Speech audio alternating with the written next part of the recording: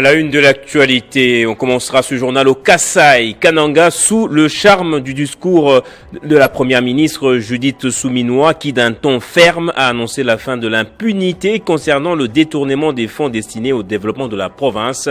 La première ministre y séjourne dans le cadre d'une mission d'inspection des projets d'utilité publique. Et on ira aussi dans ce journal au Katanga. Les autorités ont pu retrouver les lions en errance depuis hier après qu'ils ont fui leur lieu d'habitation. Un fait assez rocambolesque qui a créé une certaine psychose au sein de la population. En religion, les kimbanguistes célèbrent leur Noël ce dimanche 25 mai. Habituellement, c'est un grand jour de fête où des fidèles paradent dans les rues au son des fanfares et de la musique pour célébrer la naissance de l'un de leurs leaders, Dialungana Kiangani, deuxième fils du prophète Simon Kimbangu, assimilé à Jésus-Christ. Bonsoir à tous et bienvenue dans ce journal. En séjour au Kasai, la première ministre Judith Suminwa Tuluka a galvanisé plusieurs milliers de personnes ce samedi à la place de l'indépendance de Kananga. Dans un discours empreint de fermeté et d'empathie, elle a appelé à l'unité nationale tout en détaillant les projets prioritaires pour la province. Devant des nombreux Kanangais rassemblés, la première ministre a d'entrée de jeu insisté sur la nécessité de la cohésion en cette période de crise que traverse la République démocratique du Congo. Na esprit à patriotisme, bondima batu oyo bazoluka division na kati ya mboka te. Parce que division ekomemela biso eloko te. Particulièrement bino awa na Kasai central. Ngai l'air na bandi koya na Kasai central eza après bitumba ezalaki awa na kango na sa boyebi ndenge bandeko bakufa ebele bamama bapapa bilenge eloko tozoboya yango wana tolingi tozala moko.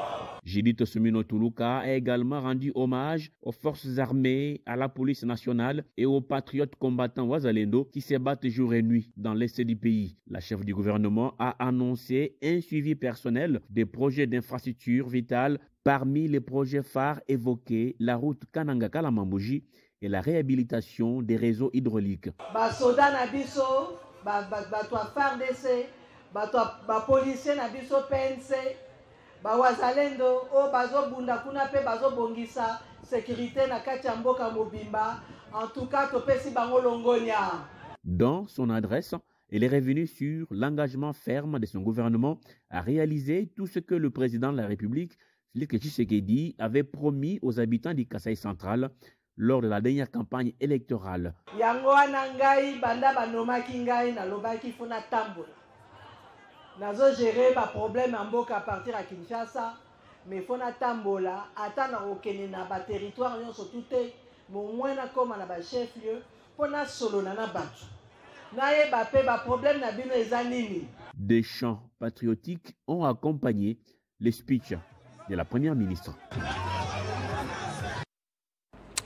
Et je le disais dans les titres, c'est un fait à peine croyable qui s'est passé hier samedi à Lubumbashi dans le Haut-Katanga. Les lions qui s'étaient échappés d'une ferme située sur la route Kasenga sont enfin retrouvés. Les fauves en errance dans le secteur de Bukanda sont capturés ce dimanche après une longue opération de recherche. Le gouverneur Jacques Kabula avait mobilisé l'armée, la police et l'Institut congolais pour la conservation de la nature pour capturer ces animaux jugés dangereux.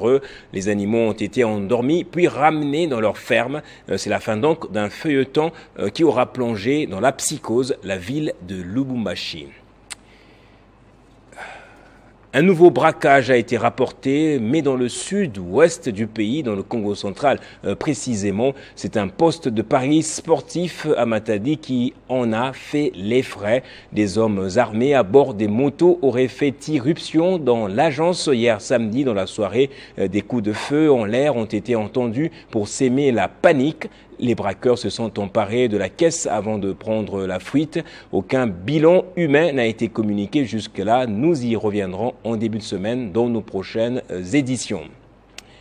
Inondation due aux pluies du 5 au 6 mai à Kalemi. La ministre des Affaires sociales, Action humanitaire et Solidarité nationale, Nathalie Aziza Mounana, est passée à la vitesse supérieure en apportant assistance humanitaire aux sinistrés des 3 communes touchées, réparties en 5 sites dans la commune dans la capitale provinciale de Tanganyika. Un geste qui est une bouée de sauvetage pour les familles sinistrées en difficulté. Reportage de Jean-David Kilolo.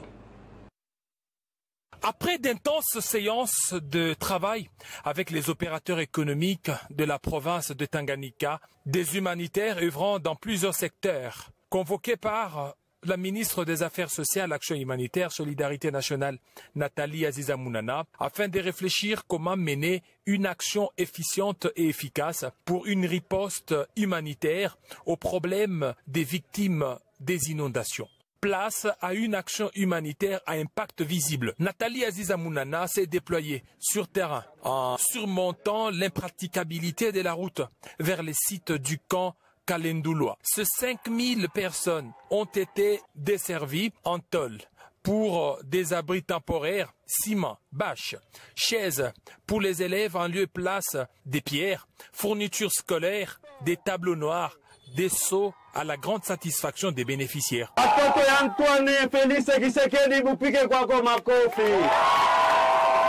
Tunapika shukurani kwa president de la Republique bila kumsahau mama Aziza Mounana. Batu salikuya waliwazia sasa ni ndoto, lakini leo anafanya surprise anatuletea kitu. Tutamwombea mama Aziza Mounana na gouvernement yote ya Republique Democratique du Congo. Mungu ababariki. Wale beko na mawazo mubaya juu Antoine Felix Tshisekedi, mimi nasema hivi, mutaingia mushimu. Sema utaingia mushimu. Utambia gouvernement national keka ya Kalendouloa inashukuru, tunapata manjanja, tunapata sima, bitu biko vya mingi kufamu leta tutashinda. Bitu biko vya mingi tunabapikia risante. C'est un pari réussi pour Nathalie Aziza Mounana dans la province de Tanganyika. Après avoir suivi à la loupe les orientations du chef de l'État Félix Antoine Tshisekedi Tshilombo et de la chef du gouvernement Judith Suminwa, afin d'assouvir la population de Tanganyika dans l'assistance humanitaire. Et les processus de Washington, Doha, Lomé et Nairobi prennent-ils en compte la question épineuse du retour des réfugiés qui constitue d'ailleurs l'une des sources du conflit dans l'Est de la RDC? C'est la principale préoccupation de la notabilité du Nord Kivu qui s'inquiète de l'absence des leaders du Kivu qui connaissent pourtant le terrain dans ces pourparlers. Pour en parler, nous sommes en ligne avec Jean-Paul Lumbu qui est justement notable et ancien vice-président de l'Assemblée provinciale du Nord Kivu. Bonsoir Monsieur Lumbu. Pourquoi la question du retour des réfugiés devrait-elle, d'après vous, être reprise également sur la table des négociations? Tout en saluant les efforts, les initiatives diplomatiques qui sont entrepris par notamment les autorités congolaises, avec tous les partenaires, notamment à Doha, à Washington, à Nairobi, à Luanda, à Kinshasa, je crois qu'il faut alerter quand même les autorités gouvernementales sur un fait. Tenez, la question du retour de réfugiés à l'Est de la République démocratique du Congo est l'une des questions les plus épineuses, les plus sensibles, qui a toujours été manipulée par qui veut prendre les armes pour attaquer la partie Est de la République démocratique du Congo, au motif qu'il y aurait des milliers de Congolais qui sont réfugiés dans certains pays. C'est vrai qu'il y en a. Mais parfois, cette question, elle semble être le fonds de commerce qui est souvent exhibé à la communauté internationale et qui, à mon avis, devrait être traité avec beaucoup de délicatesse lors de la conclusion des accords de paix en cours. Parce qu'à mon avis, dès lors que des initiatives de négociation diplomatique devant aboutir à des accords de paix sont enclenchés, je trouve malaisé, je trouve malhonnête qu'il puisse y avoir certains pays qui organisent des retours d'un certain nombre d'étrangers présentés faussement comme étant des Congolais et puis dans des territoires qui ne sont pas sous occupation du gouvernement congolais. Je vais parler de la province du Nord Kivu.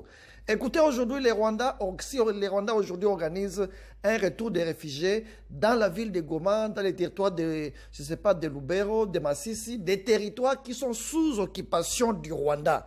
Devons-nous croire à l'honnêteté de ce pays-là par rapport à la question de la résolution des problèmes des réfugiés? Je crois que cette question est tellement sensible que les autorités gouvernementales devraient la prendre avec beaucoup d'attention, mais également dans les négociations devant avoir lieu. Nous avons toujours souhaité qu'il y soit associé des Congolais originaires ayant vécu dans la partie est de la République démocratique du Congo, pour le simple fait qu'ils sont détenteurs d'un certain nombre de détails sur des questions aussi sensibles comme celle-là, que peut-être tout autre Congolais ne pourrait pas avoir. C'est une alerte que nous faisons aux autorités gouvernementales, mais également un appel à l'intégration des leaders, des notabilités de l'Est dans le groupe de ceux qui sont appelés à négocier pour le compte de la République démocratique du Congo. Merci Jean-Paul Lumbu pour cette précision. Et l'UDPS Tshisekedi a réagi à l'adresse à la nation de l'ancien président de la République Joseph Kabila, qui a dénoncé la dérive dictatoriale qui s'est installée au pays, mais aussi l'aggravation de la crise sécuritaire dans l'Est. Dans sa réplique, le parti au pouvoir a accusé l'ancien régime d'avoir fragilisé les FARDC et a salué les prouesses économiques accomplies par Félix Tshisekedi. On écoute à ce sujet le secrétaire général AI de l'UDPS Tshisekedi, Deo Bizibou Balola. M. Kabange parle de l'armée qui est tournée en dérision par l'actuel régime. N'est-ce pas sous son régime que les concepts brassage et mixage ont vu le jour, ayant permis ainsi à des personnes à des nationalités douteuses, suivez mon regard, d'être intégrées dans l'armée et d'avoir de manière fulgurante la promotion en fonction et en grade plus que d'autres composants de l'armée, au détriment d'ailleurs de nos compatriotes dans l'armée Maï-Maï, des composantes Maï-Maï et d'autres compatriotes ayant résisté. Cette armée qui lui a doté du plus grand budget qu'on avait jamais vu dans ce pays. Qui a équipé cette armée plus que Félix Antoine Tshisekedi Tshilombo? Avant lui, personne. M. Kabange a passé 6 ans en train de tirer sur les ficelles, cherchant à rentrer au pouvoir le plus vite possible. On a vécu les manœuvres de la tentative de destitution du chef de l'État par les truchements du Parlement réuni en congrès, les manœuvres du tandem Tembwe Mwamba et Mabunda. Tous les pièges qu'il a montés sont tombés un après l'autre. M. Kabange devrait comprendre que son temps est passé, la roue de l'histoire tourne et que la destinée de ce pays est présidée par Félix Antoine Tshisekedi Tshilombo et que ce pays de Simon Kimbangu, de Patrice Emery Lumumba, de Joseph Kasavubu, de Etienne Tshisekedi Mulumba suit son bonhomme de chemin. Et les Congolais accompagnent le chef de l'État pour défendre le pays. Le gouverneur de la capitale, Daniel Bumba, accompagné des ministres des Infrastructures, Alexis Guizarro, et du ministre des Finances, Doudou Fouamba, ont effectué une visite d'inspection dans les chantiers des avenues du tourisme, Sebo, à Kimwenza, de l'université et Kimbuta. Il était question pour eux de s'imprégner de l'évolution des travaux de réhabilitation et d'assainissement en cours d'exécution. Ces chantiers font partie du programme d'urgence mis en place par le gouvernement national et provincial pour endiguer les problèmes du déficit de la voirie qui cause des embouteillages, de l'insalubrité et des inondations avec des conséquences qui vont jusqu'à de pertes de vie. C'est donc à une évolution sur terrain que se sont livrés ces officiels. Sur l'avenue du tourisme, autrement appelée Nzela Yamaï, où les travaux vont bon train, ils ont exigé une livraison impérative dans les délais de passage au quartier. Badiandingi à Selembao, le ministre et les gouverneurs ont lancé la construction d'un grand collecteur ainsi que des travaux pour lutter contre l'érosion Mbala. Le cortège des autorités a fait ensuite plusieurs haltes sur les avenues de l'université et bypass à Lemba, puis sur le boulevard Lumumba au quartier des Bonhommes dans la commune de Matete au niveau du Saut des Moutons, où l'opération des pointes à temps a été lancée pour couvrir les nids des poules. L'avenue Kimbuta, dans la commune d'Endjili, a constitué la dernière étape. Les autorités ont salué l'évolution des travaux de bétonnage de cette voirie. Face à la presse, le ministre des Infrastructures et des Travaux publics a salué l'engagement total du président de la République Félix-Antoine Tshisekedi et du gouvernement national pour restaurer l'image reluisante de la ville de Kinshasa. Pour sa part, le gouverneur Daniel Bumba a rassuré les Kinois que leur patience sera récompensée par la réalisation de ces travaux dont le double objectif est de fluidifier la circulation et améliorer leurs conditions de vie. Et enfin, pour terminer, selon les fidèles de l'église kimbanguiste, la fête de Noël ne se célèbre pas le 25 décembre, mais plutôt le 25 mai, jour de la naissance de Jésus-Christ, selon leurs croyances. Cette date coïncide dans la liturgie de l'église avec la naissance de Dialungana Kiangani, deuxième fils du prophète Simon Kimbangu. Commentaire d'Héritien Tambwa. Comme le 25 mai de chaque année, la communauté chrétienne kimbanguiste du monde entier a célébré la nativité du Christ ce dimanche. À Kinshasa, de même qu'ailleurs, comme dans leurs habitudes, lors des grands événements, les fidèles ont revêtu de leurs plus belles tenues et paradent dans les rues en compagnie de leur orchestre, au rythme des flûtes, des fanfares et des tambours. Pour les kimbanguistes, cette date symbolise la deuxième naissance de Jésus-Christ dans la peau de Papa Dialungana Kiangani, deuxième fils de Simon Kimbangu, considéré comme un prophète et un messie. Cette fête religieuse a une signification particulière pour les membres de l'Église car elle leur permet de célébrer la naissance de Jésus-Christ tout en honorant la mémoire de Simon Kimbangu.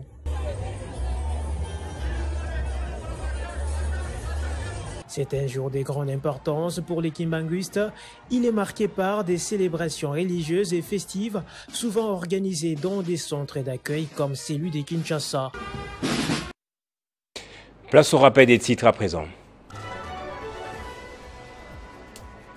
Kananga, sous le charme du discours de la première ministre Judith Souminois, qui d'un ton ferme a annoncé la fin de l'impunité et a appelé à l'unité. La première ministre y séjourne dans le cadre d'une mission d'inspection des projets d'utilité publique. Et dans la province du Haut-Katanga, les autorités ont pu retrouver les lions en errance depuis hier après qu'ils ont fui leur lieu d'habitation.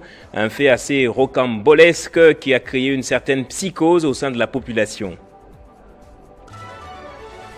Et en religion, les kimbanguistes célèbrent leur Noël ce dimanche 25 mai. Habituellement, c'est un grand jour de fête où des fidèles paradent dans les rues au son des fanfares et de la musique pour célébrer la naissance de l'un de leurs leaders, Dialungana Kiangani, deuxième fils du prophète Simon Kimbangu, assimilé à Jésus-Christ. Et c'est par ici que s'achève ce journal. Merci à vous tous pour l'avoir suivi. Très bonne fin de journée chez vous.